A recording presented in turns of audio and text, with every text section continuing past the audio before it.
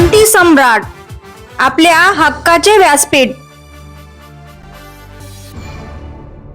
ताज्या बातम्या, मनोरंजन आणि व्हायरल बातम्यांसाठी क्रांती सम्राट न्यूज चॅनल आजच सबस्क्राइब करा. मैं कांग्रेस पार्टी की राष्ट्रीय प्रवक्ता हूं और अभी संगठन सृजन अभियान के तहत मुझे रायगढ़ दक्षिण, रायगढ़ उत्तर और पनवेल का पर्यवेक्षक यानी कि ऑब्जर्वर बनाकर भेजा गया है. मैं आज इस महत्वपूर्ण प्रेस वार्ता में आए पनवेल के सभी मीडिया बंधुओं का स्वागत करती हूं, अभिनंदन करती हूं, इस्तकबाल करती हूं. और मैं अपनी बात आज रविंद्रनाथ ठाकुर की गीतांजलि की कुछ पंक्तियों से शुरू करना चाहती हूं. तो रविंद्रनाथ ठाकुर ने लिखा कि ध्वंसा विशेष के विगत चिन्ह जब मिट्टी में मिल जाते हैं, फिर उसी जगह नए भवन, नए सुमन, नए उपवन और नए सृजन हो जाते हैं. यानी कि अगर बहुत ही चुनौतीपूर्ण परिस्थिति हमारे सामने हो, अगर ऐसे नतीजे हमारे सामने आए जो बड़े निराशाजनक रहे हो, तो भी मेहनत करने से वहां पर बहुत अच्छे नतीजे निकलकर आ सकते हैं.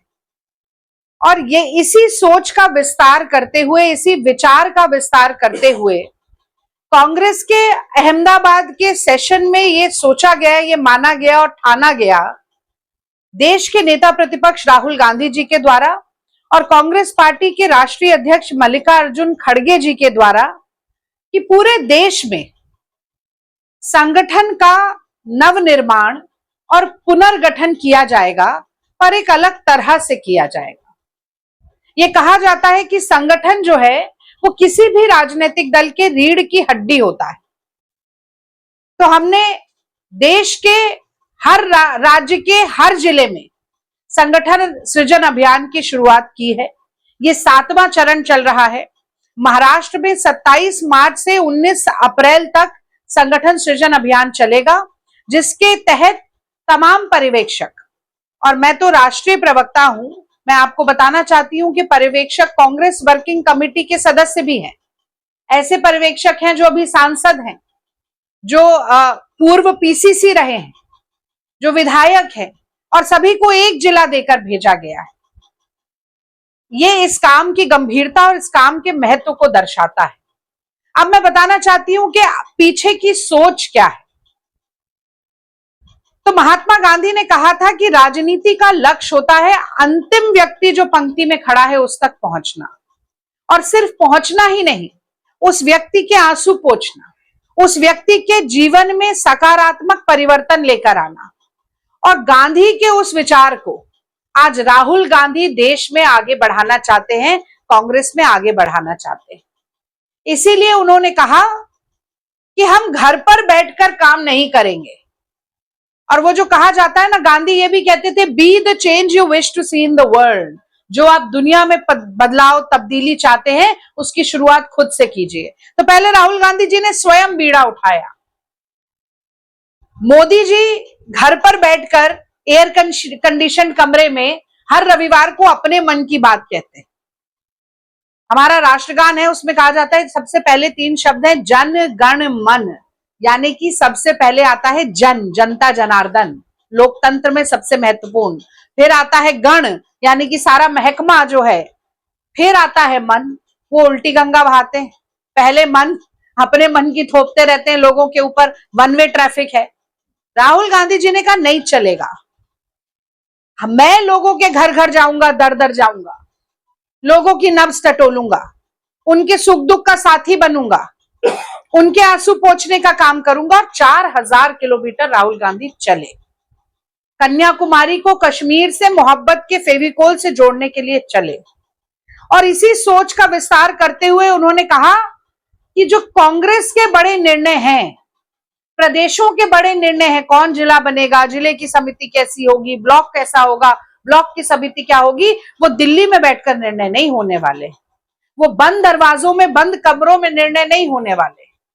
उसके लिए वस्तु स्थिति जानने के लिए जमीन पर जाना पड़ेगा. पर्यवेक्षकों को जाकर सबसे पहले कांग्रेस के संघर्ष के साथियों से बात करनी पड़ेगी. उनसे उनके साथ रायशुमारी करनी पड़ेगी, उनके मन की बात सुनकर आना पड़ेगा। वो हमारे निर्वाचित साथी भी हैं, वो हमारे पूर्व और वर्तमान पदाधिकारी भी हैं, वो हमारी फ्रंटल ऑर्गेनाइजेशंस यानी कि हमारी इकाई NSUI, यूथ कांग्रेस, महिला कांग्रेस, सेवा दल, वो तमाम हमारे सेल के लोग भी हैं। इसी के साथ साथ राहुल जी ने कहा कि वो अगर कोई पार्टी का मेंबर नहीं भी है, समाज में अच्छा काम करता है, वो भी हमसे मिलना चाहता है, कोई डॉक्टर है, कोई वकील है, कोई टीचर है, सोशल वर्कर है, तो उन सब की बात सुनकर फिर वस्तु स्थिति को जानकर हम निर्णय लेंगे। ऐसा संकल्प संगठन सृजन अभियान के जरिए कांग्रेस पार्टी ने लिया है।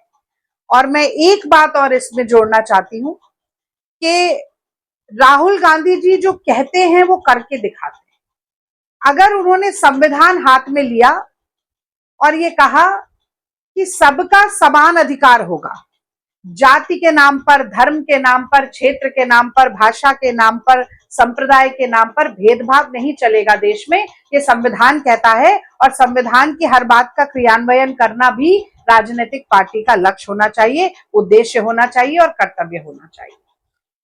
तो वही हुआ भी। जब संगठन सृजन अभियान भी होगा तो उसमें ये सुनिश्चित किया जाएगा कि केवल एक जाति या एक वर्ग के लोग ही ना रह जाएं। अगर जनरल कैटेगरी है तो OBC का भी व्यक्ति का नाम होना चाहिए, दलित लोगों को भी ढूंढ कर आना है, आदिवासियों को भी इसमें शामिल करना है, अल्पसंख्यकों को, महिलाओं को, युवाओं को भी जगह देनी है। तो जो समावेशी सोच कांग्रेस पार्टी की है, वही समावेशी सोच संगठन सृजन अभियान में भी परिलक्षित हुई। और इसके ठीक विपरीत, क्योंकि मुझे ये कंपैरिजन करना भी बहुत जरूरी है, इसके ठीक विपरीत मोदी जी जो कहते हैं वो कभी नहीं करते हैं। भारतीय जनता पार्टी जो कहती है कभी नहीं करती है। महायुति का ठगबंधन, मैं गठबंधन नहीं कहती हूँ, ठगबंधन कहती हूँ। ठगबंधन जो है वो ठगता ही रहता है, जो कहता है वो कभी नहीं करता है। और मैं तो बोलती हूँ कि मोदी रीति सदा चली आई, जो कह जाए वो कभी ना निभाई। ये मोदी जी का गुण है सबसे बड़ा। और ये हवा में नहीं बोल रहे। 2 करोड़ नौकरी नहीं मिली, 15 लाख नहीं मिला, रुपया और डॉलर समान नहीं हुआ, 40 रुपए का पेट्रोल और डीजल नहीं मिला, 100 स्मार्ट सिटी नहीं चली, बुलेट ट्रेन नहीं बनी, काशी की ऑटो नहीं हुई, गंगा जी की सफाई नहीं हुई, लाड़की बहन करने वाले लाड़की बहन का सम्मान तो रख नहीं पाए। या अशोक खरात का मामला किसको नहीं मालूम। किसानों की आय दुगनी नहीं हुई, फसल बीमा योजना नहीं चली, महाराष्ट्र के नौजवान आज भी दर दर की ठोकर खा रहे हैं। कोंकण का जो इतना बड़ा इलाका है, ज्यादातर टूरिज्म का इलाका है, अगर हम एक JSW को छोड़ दें तो कोई बड़ी इंडस्ट्री, कोई वैसा काम नहीं है। इतने नौजवान मिलने के लिए आए, वो कहते हैं कि अगर डिग्री है तो नौकरी नहीं है, जेब है तो पैसा नहीं है, सिलेंडर है तो गैस नहीं है, कार है तो पेट्रोल डीजल नहीं है, जीवन है पर हंसी खुशी नहीं है। यही फर्क है कांग्रेस की विचारधारा का और भारतीय जनता पार्टी की विचारधारा का। यही फर्क है इंडिया गठबंधन की विचारधारा का और NDA ठगबंधन की विचारधारा का। इसी पर ये स्पष्ट तभी होगा जब कांग्रेस पार्टी अपने पैरों पर और मजबूती के साथ खड़ी होगी। तो कांग्रेस को महाराष्ट्र में एक नई शक्ति, एक नई ऊर्जा और एक नई दृढ़ता देने की ये प्रक्रिया है, जिसका मैं भी हिस्सा हूं। तो मैं सबसे पहले तो अपने मीडिया के साथियों से भी अनुरोध करती हूँ कि हमारी बात को अपने माध्यम से और जनता तक पहुंचाने में हमारी मदद करें। हमारी बात को कल अपने अखबार में और आज अपने चैनल्स में जगह दें।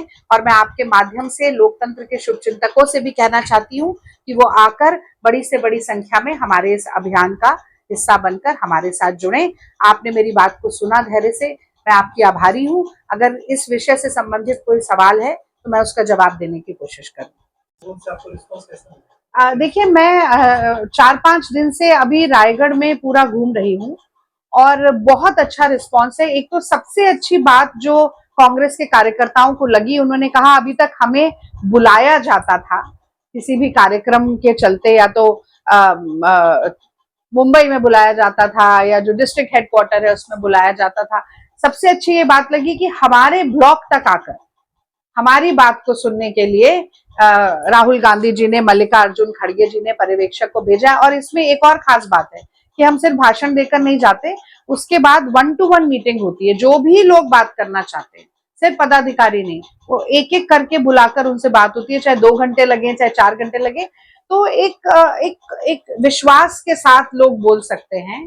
कई बार ऐसा रहता है कि किसी के दबाव में कोई होता है, किसी के गुट के साथ होता है, पर खास बात ये निकल कर आई कि एक सच्चे कांग्रेसी की तरह लोगों ने आकर बताया है। बहुत सी परेशानियां, ये जो पूरी एक बेल्ट रही, यहाँ पर बहुत सारे नेता दूसरे दलों में हमारे चले गए। जब एक बड़ा नेता जाता है तो वो अपने साथ पूरी टीम लेकर चला जाता है, तो कार्यकर्ताओं में एक वो समस्या है। और फिर जो नेता हैं वो काम धंधे को लेकर परेशान करते हैं, तमाम तरीके से पुलिस चौकी की जो चीजें होती है उनको लेकर परेशान करते हैं। ये म्युनिसिपल कॉर्पोरेशन है। अब यहाँ पर आकर भी मुझे कई तरीके की बात पता चलेंगी, पर लोगों में बहुत उत्साह है। कई ऐसे भी कार्यकर्ता मिले जो किसी का नाम नहीं लेना चाहते थे कि इसे जिलाध्यक्ष बनाइए, उसे वो सिर्फ कांग्रेस पार्टी को सुझाव देना चाहते थे। बहुत से लोग मिले, कई लोग तो इतने इमोशनल हुए, उनकी आंखों से आंसू तक आ गए, जो कहते हैं हम बाप दादा के जमाने से कांग्रेस में रहे हैं। और उन्होंने भी बहुत सुझाव दिए कि कांग्रेस में पहले इस तरह से काम होता था और अब इस तरह से नहीं हो रहा है, तो आप ये स्टेप्स करिए। तो हम कोशिश कर रहे हैं उन सभी को इम्प्लीमेंट करने की। तो कहते हैं कि प्रत्यक्ष को प्रमाण की जरूरत नहीं होती, और जो सच बात है उसे कहने से मैं गुरेज नहीं करती। महाराष्ट्र के चुनाव का जो नतीजा है वो निराशाजनक रहा, पर उसमें बहुत बड़ा योगदान चुनाव आयोग का था, ऐसा मैं मानती हूँ। जो हमने कहा वोट चोर गद्दी छोड़, और वो राहुल गांधी जी ने अपनी प्रेस वार्ता के जरिए भी उसका सत्यापन किया। तो वोट चोरी हो, भारतीय जनता पार्टी और उनके गठबंधन को न सिर्फ महाराष्ट्र में बल्कि पूरे देश में एक एडवांटेज देने का काम चुनाव आयोग का करना, वोटर लिस्ट कैप्चरिंग करके लोगों के नाम काटना, जो ये सब चीजें हो रही हैं। पर इसके बावजूद भी मुझे ऐसा लगता है, कांग्रेस पार्टी को ऐसा लगता है कि संगठन अगर मजबूत होगा तो बहुत से आप हमारे खिलाफ, हमारे विरुद्ध काम करने की हिम्मत भी बहुत नहीं हो पाएगी। और यहाँ थोड़ा ये भी देखा गया कि जो ब्लॉक अध्यक्ष हैं कई जगहों पर और जो हमारे पदाधिकारी हैं वो 10-10, 15-15 साल से वही लोग काम कर रहे हैं।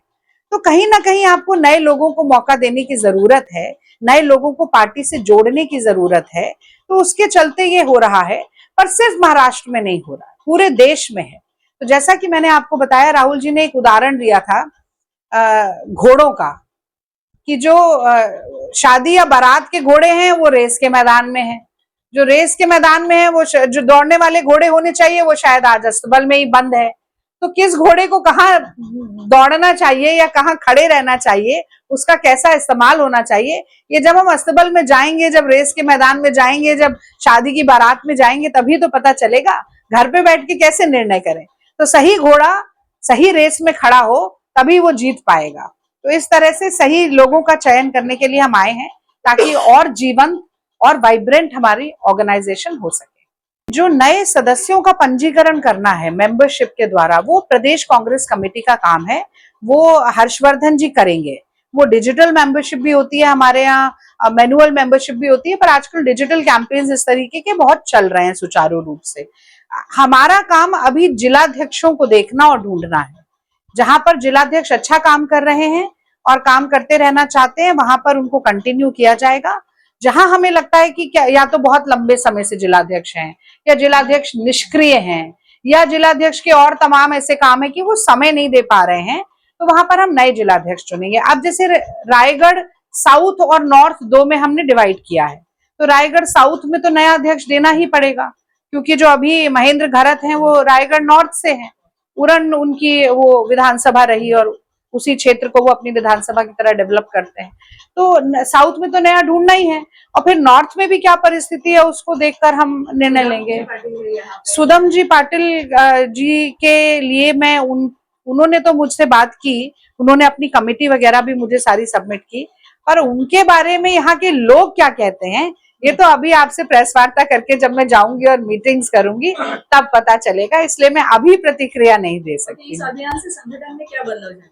देखिए 2-3 चीजें हैं। एक तो इस अभियान के बाद एक फंक्शनल ट्रेनिंग होनी बहुत जरूरी है कि जिलाध्यक्ष का क्या काम है। क्या जिलाध्यक्ष का, ब्लॉक अध्यक्ष का काम सिर्फ चुनाव लड़वाना है, कि 5 साल में विधानसभा का चुनाव आएगा या लोकसभा का या जिला परिषद का या म्यूनिसिपल कॉर्पोरेशन का, तब हमें बूथ कमिटी एक्टिवेट करना है, या उन 4.5 साल भी आपको काम करना है।